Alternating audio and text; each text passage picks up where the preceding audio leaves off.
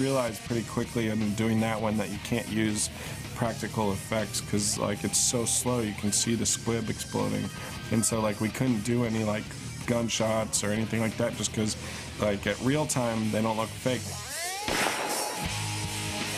But if you go 1,000 frames a second, you can see like the blood bag explode and like, you know, the little squib fly out, and it just looked fake, and so didn't make it, but it's cool. You just get to see things you can't see with the human eye.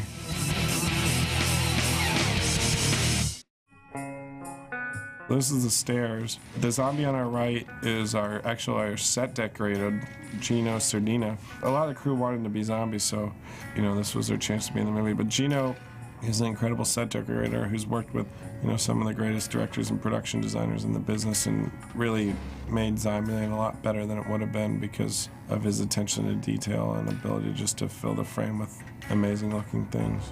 And in the background we have somebody chasing a zombie in the back, a zombie chasing a person in the background too.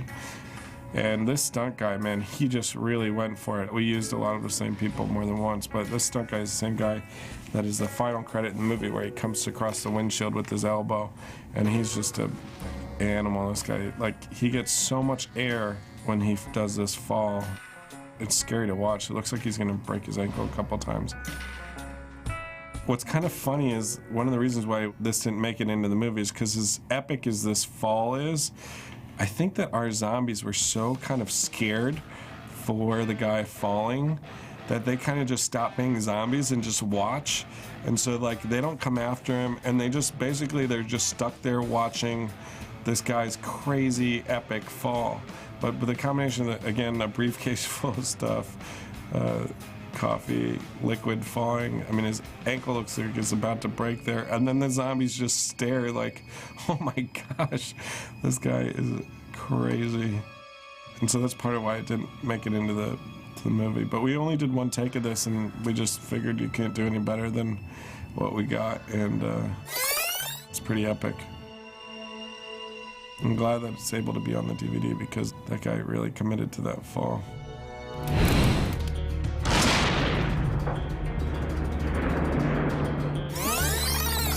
So this was one of our favorites.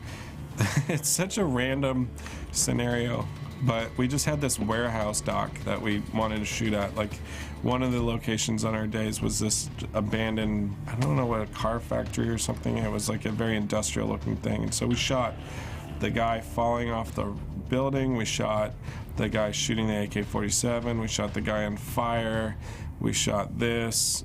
I think we got four ones that made the movie off of this one location. But this one, the scenario was like a car explodes, zombies are chasing a guy with a briefcase full of money, and he tosses the briefcase in the air and all the dollars explode. And I can't remember exactly like when all those pieces came together. I'm pretty sure that the briefcase full of money came together on the day, and I think our DP actually suggested it just because he thought like thousands of fake dollar bills flying in the air would look amazing. But I just really wanted to blow a car up in slow motion, which I thought would look amazing. So we got these two local stuntmen, and the guy in the suit, I think, was that our stunt coordinator George Aguilar had worked before. And so we just really wanted to blow up a car, and so our practical special effects coordinator Bob Shelley is the king of blowing things up. A light shines in his eyes at the prospect of blowing anything up, and so he was very excited at the opportunity because we didn't really have much explosions in Zombieland that were real, and so this was our big chance to blow up the car. And they just fill it full of, I think, 5 gallons of gasoline and just let it go.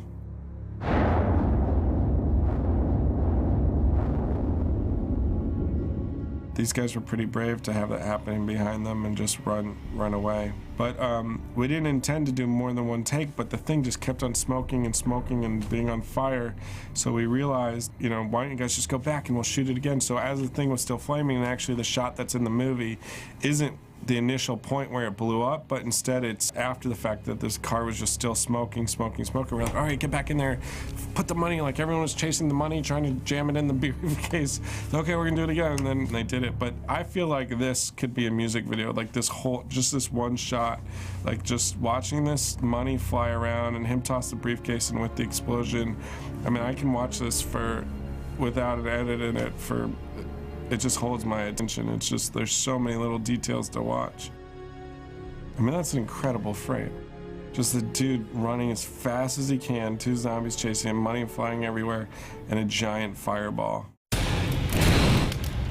The guy on the right zombie, he's also in The World Is Near, and these are, we just were the stunt guys. I think we're in different things, and just basically we're just getting anything we could, and yeah, we had just stunt guys and zombies going for it, but it was pretty good. And then in the background you can see people running around, running away, like zombies chasing people. We tried to just, create it, but this was a busy street, and so those cars driving by were just driving by watching zombies attack cops and cops attack zombies, and I can only imagine what they thought, because we definitely didn't control the street or shut down traffic or anything. So cars are just driving by as this scene is happening. I can only imagine what they were thinking at the time. It was like a really cute small town, and I think this one just felt a little static and not close enough for what we wanted. We did a few takes of this. I think we actually busted the windshield of that cop car due to all this roughhousing on the cop car.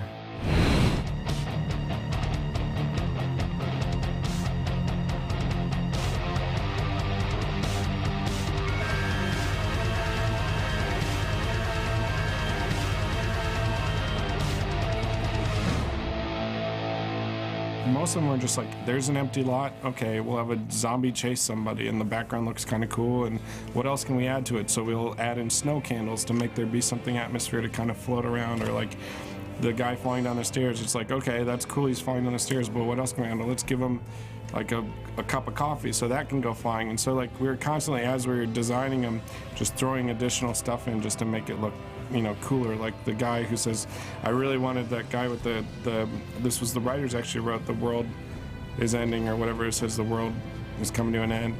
We wanted him to get attacked, but then we gave him like just a cup full of change just so he could throw it, and so he could have like the money falling in the air. So, all of them, we kind of had a notion of just what would look cool, and usually it was like water or things flying or fire or explosions or whatever.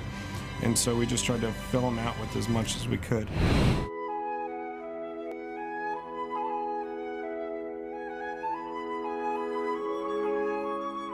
This one was cool in theory. I really just wanted a hose. I thought like a hose being sprayed as somebody got attacked.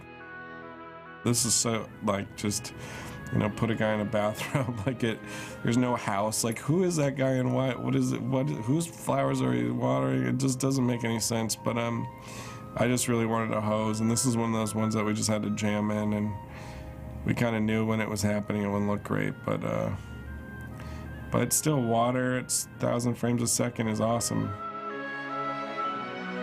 Yeah, I think it's not a bad one, but I think there's a reason the ones that are in the movie are in the movie, and the ones that aren't. We could have potentially. I think we actually had this one when just the moment when he was getting hit in the edit at one point.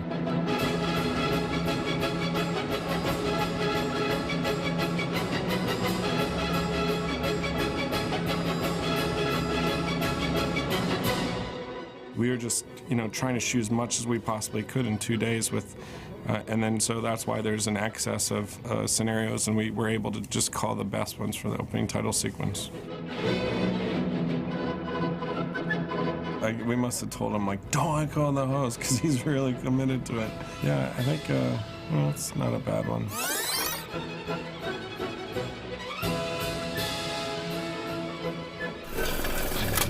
Just watching the movie as a whole was super exciting, but I think this opening title sequence, especially because of the song, really just sets the tone for the movie.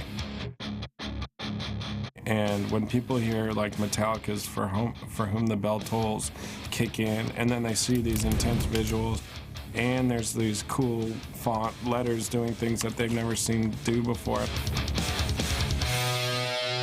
You know, I've seen people applaud at the end of that sequence, which is pretty awesome. Just like people cheering for the opening title sequence, which is, you know, as a filmmaker, incredibly gratifying.